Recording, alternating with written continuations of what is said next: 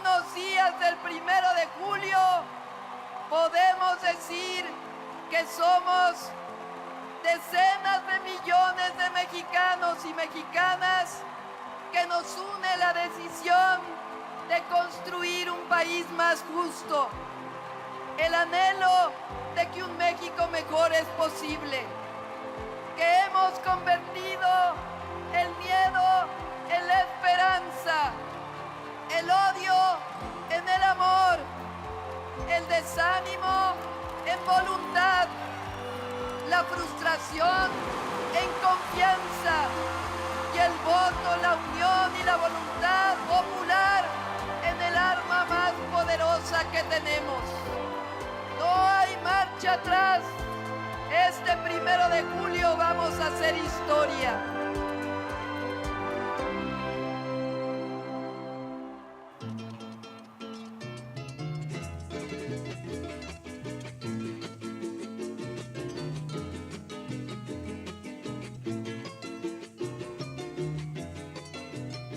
Levántate, campesina,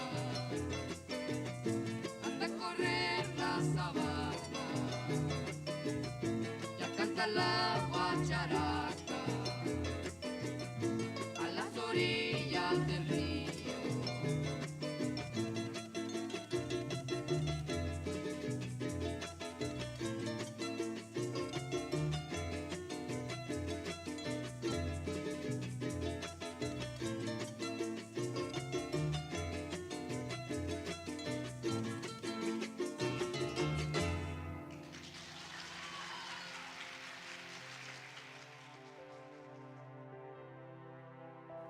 Claudia es una mujer, madre, hoy abuela, científica, doctora en Ingeniería en Energía, secretaria de Medio Ambiente, después alcaldesa de Tlalpan, luego jefa de gobierno. Eso es Claudia. Desde muy pequeña, mis padres nos enseñaron a amar la tierra donde nacimos. Mi padre nació en un cuarto de azotea en la antigua Merced. Se dedicaban a hacer gorras. Soy Ani Pardo Semo, soy mamá de 3 hijos, entre ellos de Claudia Sheinbaum Pardo. Soy abuela y bisabuela. Bueno, mi madre es una gran mamá, primero. Bueno, que fui un poco estricta. Un poquito. Es cierto. Eran las épocas. Sí. Estoy orgullosa de mi madre. El día de hoy se hizo público que es merecedora, a sus 82 años, del Premio Nacional de Ciencia por su investigación en bioquímica, en enfermedades del pulmón y también en investigación sobre envejecimiento, entre otras cosas. De chica también estudié ballet. De los 6 años hasta, pues yo creo que el 2.º año de la facultad. Y ya después que en la facultad, cuando había que escoger entre la física y el ballet, decidí la física y como a los 6 meses entré al equipo de remo de la UNAM, completamente distinto a remar en Cuemanco. Siempre me gustó mucho, pues muy activa desde muy pequeña. Soy hija del 68, porque mis padres participaron en el movimiento estudiantil. Yo tenía 6 años cuando fue la masacre en Tlatelolco del 2 de octubre. Y en ese movimiento mi madre participó ya como maestra, entonces era maestra del Politécnico. Entonces esa dualidad, digamos, entre la política, en hacer política para transformar el mundo y particularmente nuestra realidad, nuestro país, nuestra ciudad, y al mismo tiempo este sentido de académico, científico, pues fue donde yo crecí.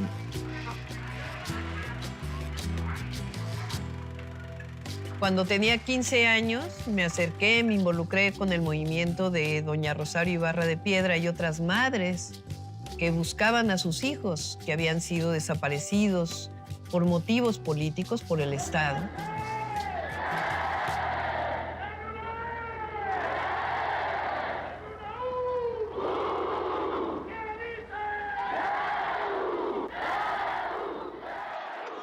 Participé en el movimiento estudiantil de 1986-87, que quizá fue uno de los primeros movimientos estudiantiles que se enfrentaba a las políticas neoliberales. Querían elevar las cuotas, la inscripción, las colegiaturas, y entonces se argumentaba que a los estudiantes no les importaba la educación porque no pagaban por ella. Y el principal elemento de defensa de los estudiantes entonces es que la educación no es una mercancía, la educación es un derecho, que está establecido en el tercero constitucional. Creo que las autoridades universitarias nunca esperaron que se fuera a generar un movimiento tan fuerte como el que hubo. ¡No caigamos en provocaciones! En tercer lugar, pido a los compañeros del CEU que están en esta ala que abran una valla para el momento en que tengan que pasar los compañeros de la comisión. Y después el 88, que fue la ruptura del PRI, la corriente democrática encabezada entonces por el ingeniero Cárdenas, Muñoz Ledo, Ifigenia, y que después pues se creó un movimiento muy grande y ahí desde la universidad participamos nosotros.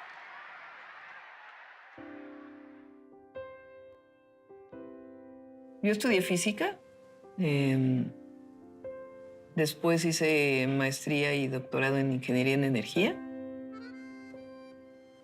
Mi hija Mariana, ella, yo tenía 26 años cuando nació y era ayudante de cálculo 1 y cálculo 2. Y al mismo tiempo estudiaba la maestría en la Facultad de Ingeniería de la UNAM. Entonces, cuando nació Mariana, entró a la guardería del Seguro Social a los 4 meses Mariana. Rodrigo iba a la escuela. Entonces, pues la dejaba en la guardería, estaba en Tlalpan. De ahí me iba a dar clases. Regresaba de dar clases, la recogía, me regresaba a casa de mi madre, terminaba la tesis de licenciatura y después 2 tardes a la semana iba a tomar clases a la maestría.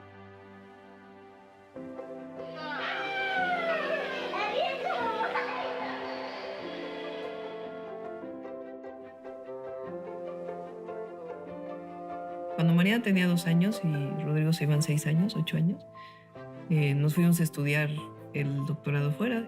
4 años vivimos en Estados Unidos, en California, y luego regresamos. Yo empecé en el Instituto de Ingeniería de la UNAM. Es uno de los institutos pues, más prestigiados en el mundo. Solamente había otro compañero que se dedicaba a energía. Entonces, entre los dos hicimos un grupo de investigación de energía y medio ambiente. Mariana, ¿qué día es hoy? Septiembre 21. ¿Qué día es ese? ¿Qué? ¿Qué día es ese? El día de mi cumpleaños. ¿Cuántos cumples? 6, también es el día el cumpleaños de Rafael.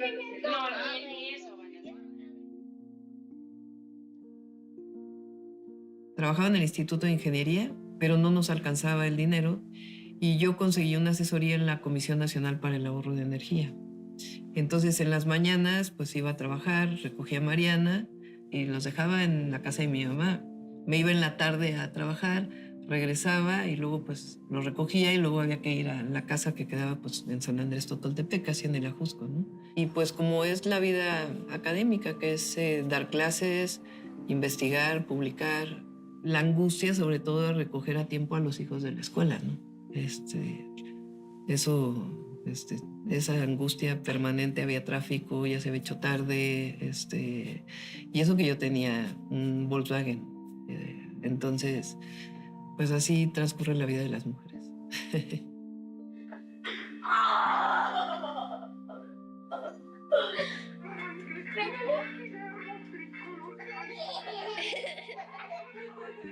Yo adoro a los niños y niñas, obviamente.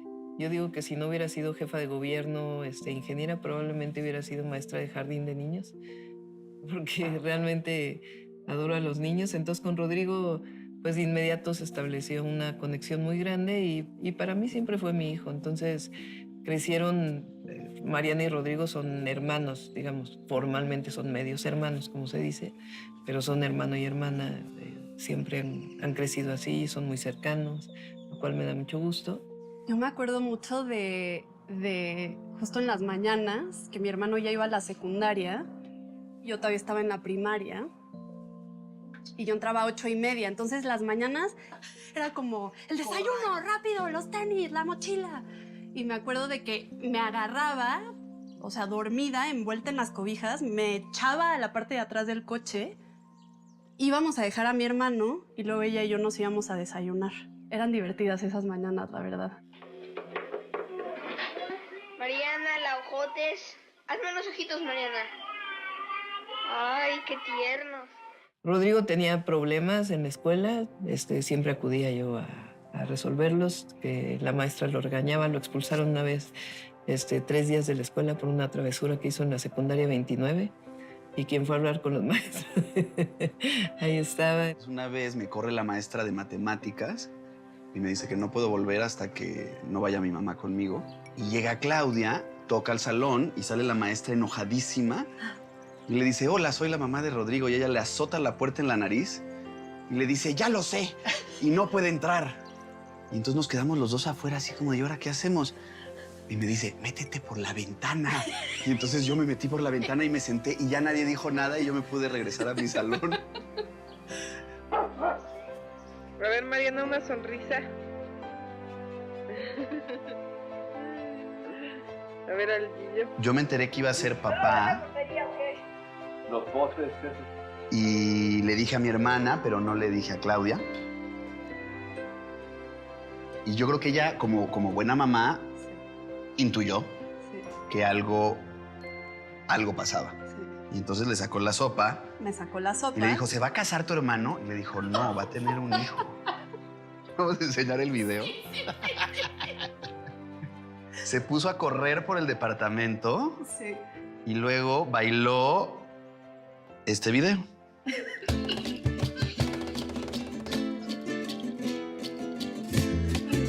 Genial.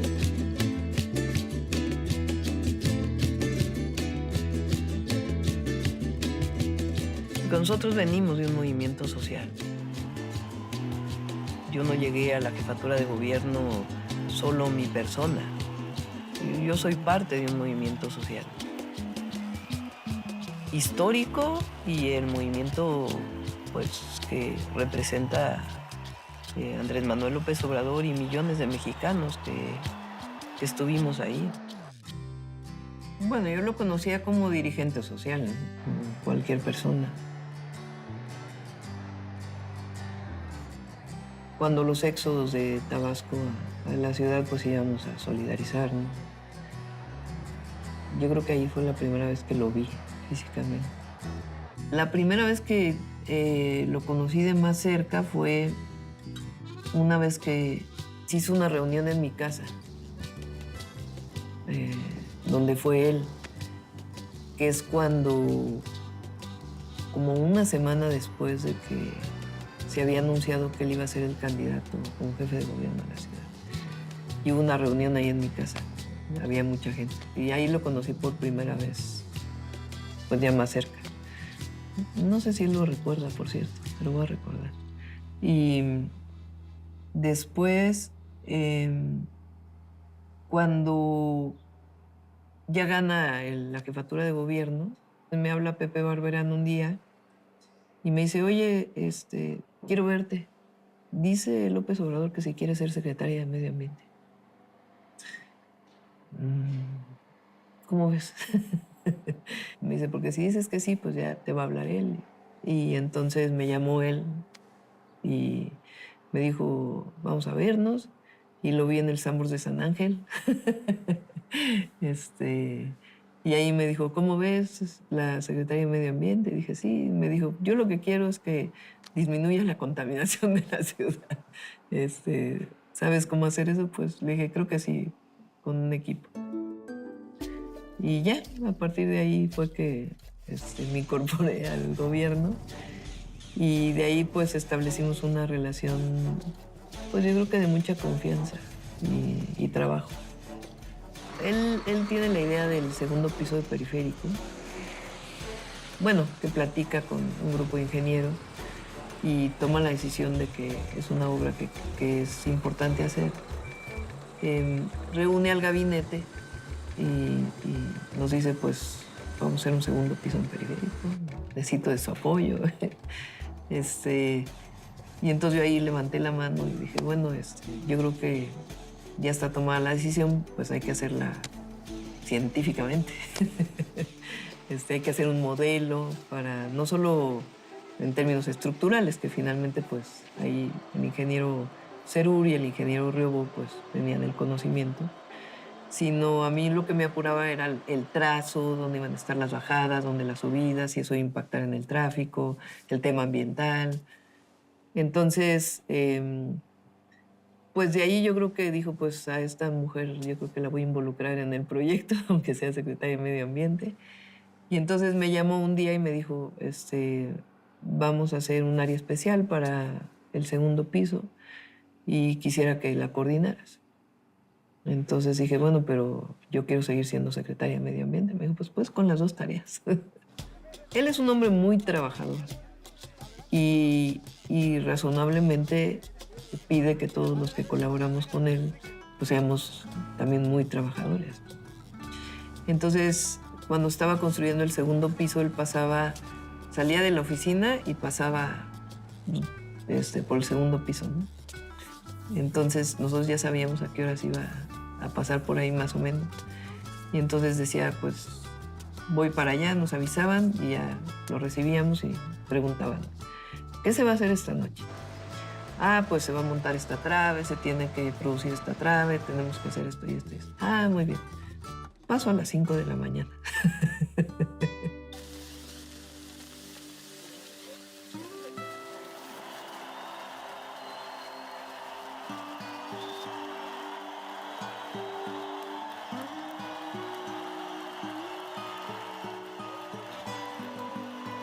Cuando viene el fraude del 2006, yo lo voy a ver al siguiente día y me dice, entonces empezaba lo del voto por voto, casilla por casilla, pero de la gente. Y entonces me dice él, ¿me puedes ayudar a trabajar con un equipo para entender cómo fue el fraude? Fueron pues muchos días de ver las actas, cómo eran, contar los números, hacer matemáticas con el famoso PREP, hasta que vimos pues cuál había sido el esquema principal del fraude, ¿no? Que fue en la casilla, cambiando los datos de las actas, aparte pues de otros métodos. Pero todo ese proceso para poderlo ir sabiendo exactamente qué es lo que había ocurrido y cómo evidenciar que realmente ha habido un fraude, pues fueron muchas noches sin dormir, muchos matemáticos, científicos que en su momento también hacían sus propios números, hasta que se hizo pues el documento que fue presentado en el Tribunal Electoral. Y de ahí pues levantarse después del 2006, porque se levanta el plantón de reforma y le dan el triunfo a Calderón y fue un momento muy difícil del movimiento, ¿no?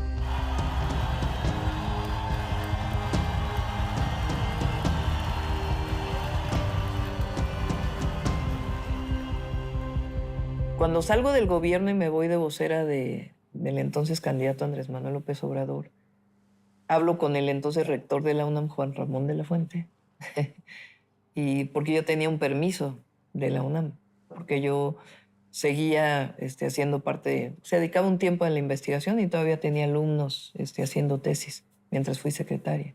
Entonces fue que regresé a la UNAM formalmente a retomar mis actividades como académica. Y fue difícil, porque fue un cambio de vida y además después de todo lo que habíamos vivido, ¿no?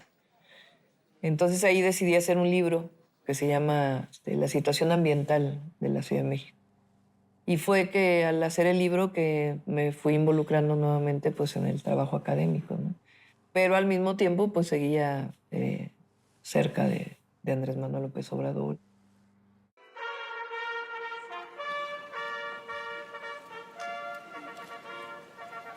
Yo me vinculé porque es el panel intergubernamental de cambio climático. Es una entidad de alrededor de 2.000 científicos en todo el mundo, en donde también participa Mario Molina que está ligado a la Organización de Naciones Unidas y es el panel de científicos que estudia los temas de cambio climático. En 2007, siendo yo parte de autora por contribución de uno de los capítulos, pues le dieron al IPCC el Premio Nobel de la Paz. Pues una sorpresa, porque yo venía, es decir, estaba haciendo el segundo piso. Pues obviamente uno siempre es madre y las tareas de la casa. Era secretaria del Medio Ambiente y aparte pues las tareas académicas, ¿no? Y ser parte del panel. Entonces me costó mucho trabajo seguir siendo y pues finalmente cuando sale el premio Nobel pues dije qué bueno que no dejé. Cuando viene el 2012, después de la compra del voto, en fin, él le escucha mucho, ¿no? Y dice, la gente está diciendo que formemos un partido, ¿por qué no lo ponemos a votación? Y entonces a mí me tocó en el 2012 7 distritos de Puebla trabajarlos. Entonces después de eso nos fuimos a esos distritos electorales a hacer asambleas, a preguntarle a la gente si qué querían, si Morena, que ya era una asociación civil, se convirtiera en partido o siguiera siendo movimiento social. Y la gente, 98% votó partido político. Y entonces de ahí hubo un grupo como de, pues no sé, unas 5 o 6 personas que nos reunió el hoy presidente López Obrador y nos dijo, pues, ¿cómo ven si redactamos la declaración de principios, los estatutos, para ponerlos a votación en su momento, ¿no? Entonces, pues ahí a mí me tocó escribir la declaración de principios. Iniciamos tocando casa por casa. Venimos de parte del licenciado López Obrador. Adelante. Oiga, usted sabe que López Obrador ya no está en el PRD, que ahora está en otro partido político, se llama Morena. Pues no sabía. Así. Y presentarme, pues me llamo Claudia Sheinbaum, mucho gusto. Soy profesora de la UNAM, pero ahora estamos en Morena y así. Y le dimos como 2 vueltas a la delegación caminando.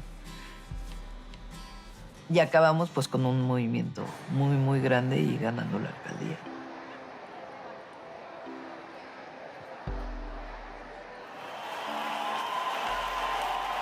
En el 2015, cuando lo fui a ver y le dije, pues creo que ahora sí me quiero juntar para ser jefa delegacional de Tlalpan. Me dijo, ¿y por qué ahora sí? Dije, bueno, pues es que vivo en Tlalpan desde hace 30 años, pero además ahora sí es el momento difícil, ¿no? Tenemos que sacar la votación para que Morena sea partido político y para llevarte a la presidencia en el 2018.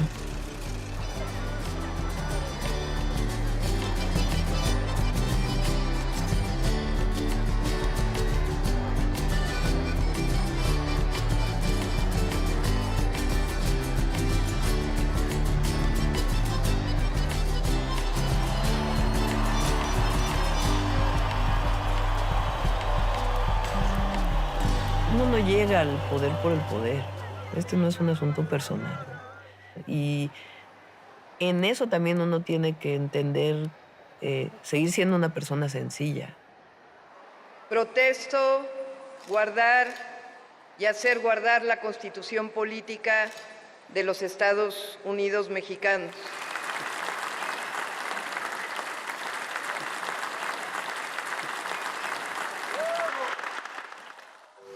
Gobernar es servir a la gente. Y gobernar también es poner en práctica el conocimiento y el plan a partir del cual te eligieron. Y esos compromisos pues tienen que ver con una concepción que tú tienes de igualdad, de justicia, pero al mismo tiempo de mejora del medio ambiente, de equidad. Gobernar es tomar decisiones. Hay que tomar la decisión y asumir las presiones que se pueden generar a partir de esa decisión que se está tomando. Cuando llegamos al gobierno, se desató una ola de homicidios tremenda. El promedio de homicidios en aquel entonces estaba sobre 4 homicidios diarios, pero cuando llego, 10 homicidios. Una guerra ahí entre lo que eran los cárteles que operaban en la ciudad. Y desde mi punto de vista, pues el rompimiento de una serie de acuerdos que se tenían previamente. Y de ahí viene una investigación muy fuerte a los mandos policiales. Nosotros tenemos 100 policías en la cárcel y muchos de ellos mandos, porque encontramos que había colusión con la delincuencia. Entonces no se establecen relaciones de complicidad con nadie.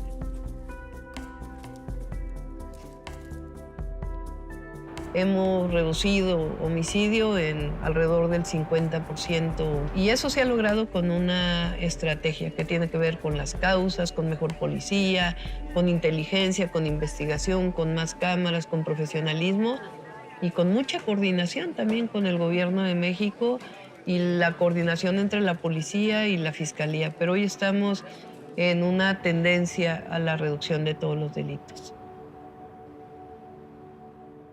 Yo siempre he creído que el Estado tiene un papel fundamental en los grandes derechos. El gran problema del neoliberalismo es que convirtió derechos en mercancías, derechos en privilegios. Se pierde la posibilidad de salir adelante como sociedad, porque entonces solamente el que tiene recursos económicos lo puede hacer. Y parece que es un asunto de meritocracia, de si no tienes el mérito personal no puedes llegar a ser una u otra persona, cuando en realidad el Estado tiene la obligación de brindar educación pública, salud pública, y la educación pública debe ser la mejor de todas. Entonces hay que invertir en educación pública y la educación pública también tiene que tener una visión en el sentido de la formación de personas. Cuando llegamos al gobierno había una beca que se llamaba Niños Talento, que solamente le daba un poco de recurso, una beca a quien tenía 9 y 10 de promedio. En la idea de que pues, un niño o una niña era un incentivo, digamos, para tener una buena calificación. Y la verdad es que eso generó muchas diferencias en el entorno escolar.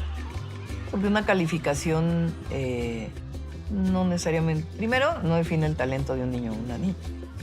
Y una familia que no tiene recursos económicos, que no desayunó el niño en la mañana o la niña en la mañana, pues probablemente no pueda tener la misma capacidad de aprendizaje que alguien de otro nivel.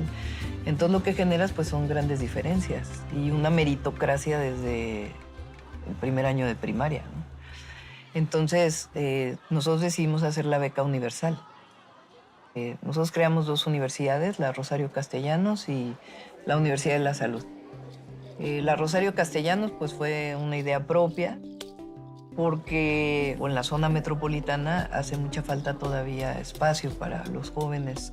Entonces el orgullo de tener 36,000 jóvenes que antes no tenían un derecho a educación y que hoy pueden estudiar. Y la Universidad de la Salud, que esa fue una idea de López Obrador, en realidad el presidente de la República, y nosotros la llevamos a cabo desde la ciudad, que es una universidad de medicina integral, familiar, donde estudian jóvenes de todo el país. Bueno, es Jesús Tarriba, mi pareja. Hola. Fuimos novios en la facultad, después dejamos de ser novios, cada quien hicimos nuestra vida y nos encontramos hace 6 años. Sí, 2010, finales de 2016. Ajá. Finales. Él también estudió física, pero él es doctor en física y yo soy doctor en ingeniería. Justo se acababa de divorciar, yo también. Y nos contactamos por Facebook. Y él también había dejado de trabajar allá y nos reencontramos, ¿no? Me dijiste, búscate chamba si te quieres venir. Entonces, me moví para buscar chamba. Bien, hace unos minutos la Secretaría de Salud informó que hay 5 casos confirmados de COVID-19 en el país. En las últimas 24 horas se registraron 3.300 contagios. Toda la pandemia fue un momento de mucha tensión. Pedimos que junto con el gobierno federal, que el oxígeno que se destinaba a la industria se destinara para la atención a los enfermos. Fue un momento muy complejo. Cerca de Navidad o en Navidad, me llama por teléfono el director del C5 y me dice, tenemos una cola muy larga de ambulancias y no sé en este momento qué hacer, necesito que me ayudes. En ese momento me fui al C5, llamé al IMSS, al director del IMSS, le dije, mándame gente, llamé al secretario de la Defensa Nacional, al secretario de la Marina, al ISSSTE, todas las ambulancias privadas que hubiera. De plano me puse a llamar por teléfono a las personas que llevaban más tiempo esperando ambulancias. Nunca dije, soy la jefe de gobierno, le estoy hablando, sino hablamos del 911, usted pidió una ambulancia, en qué situación se encuentra su paciente, y una cooperación de todos, pero fueron horas y horas y horas, pues de mucha angustia, pero al mismo tiempo de mucha cooperación. Para mí la vacunación pues era algo importantísimo, ¿no? Entonces, pues sentí que no podía soltarlo, ¿no? Que tenía que diseñarlo y a partir de ahí entonces ya después otro equipo empezó a llevarlo a cabo. Es un cálculo de decir, a ver, cuánta gente se va a vacunar, dónde viven, cuántas vacunas tenemos, cuántos macrocentros de vacunación necesitamos, cuánta gente de apoyo necesitamos, de dónde va a venir esa gente, cuántas vacunas por minuto se pueden hacer, cuántos números de enfermeras, de médicos necesitamos en el lugar, qué infraestructura se requiere. Y pues eso requiere un espacio de planeación, de diseño, cuántos recursos económicos. Fue un momento difícil, pero pues atender, hay que enfrentar los problemas poniéndote en los zapatos del que sufre, ¿no?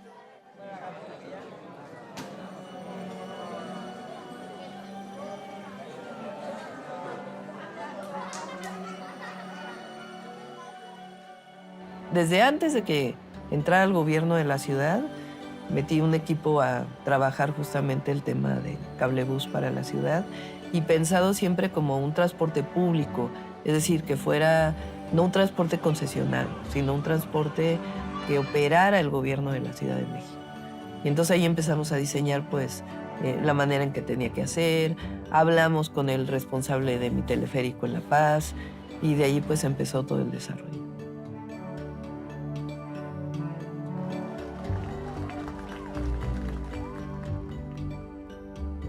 Algo que soñaste, que diseñaste, que siempre pensaste que se debería hacer.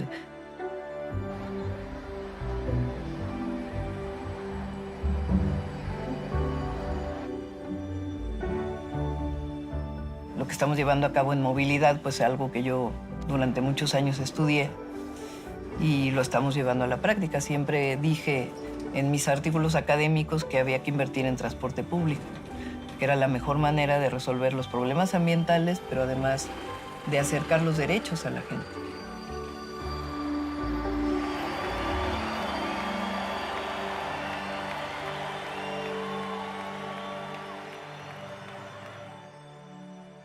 Cuando llegamos, pues, evidentemente ya habían pasado muchos años de las primeras líneas del metro y decidimos hacer una nueva línea 1 del metro. ¿Qué quiere decir eso? Pues sacar todo lo que estaba en el cajón, arreglar el cajón y poner todo nuevo y comprar 29 trenes. Pues hemos hecho 2 cablebuses, 500 trolebuses, un trolebús elevado de 8 kilómetros, que es único en el mundo. Pues lo que va a hacer es atender el transporte público, que es indispensable para cualquier ciudad, pero además atiende a quien menos tiene. Entonces, si hace realidad el por el bien de todos, primero los pobres. Y en México hablamos de la revolución de las conciencias. Y el presidente López Obrador dice algo que yo creo que es cierto. En México ha cambiado mucho la mentalidad del pueblo, porque durante años nos tragamos la historia del neoliberalismo, de que los gobiernos no tenían por qué participar en nada, ni en la educación, ni en la salud, y que eso era un asunto del mercado. Nos tragamos la idea de que todo era un asunto de meritocracia y esfuerzo propio. y no de generación de las condiciones para permitir los grandes derechos. Y eso está cambiando, porque finalmente el neoliberalismo fracasó, por lo menos en América Latina, porque generó más desigualdad, generó más pobreza. Y es cierto, el de arriba tiene que saber que mientras persistan las desigualdades va a haber violencia. Y en el caso de las mujeres es igual. En el caso de los grandes derechos de las mujeres es lo mismo. No porque haya un movimiento conservador que esté en contra de los derechos de las mujeres, nosotros nos vamos a callar. Al contrario, hay que decirle a las jóvenes, sigan luchando, qué bueno. Porque nunca más calladita te ves más bonita, nunca más. Y falta hacer muchas más cosas, pero que las jóvenes, que las niñas, que las mujeres sepan que hay un gobierno que no las deja solas. Yo veo a las niñas como me miran. Que me han dicho, yo quiero ser de grande jefa de gobierno. Ver una mujer jefa de gobierno, gobernadora. Hoy somos 9 gobernadoras mujeres en el país. Y yo creo que eso hace que las niñas pues, se les abra un panorama que probablemente antes no tenían.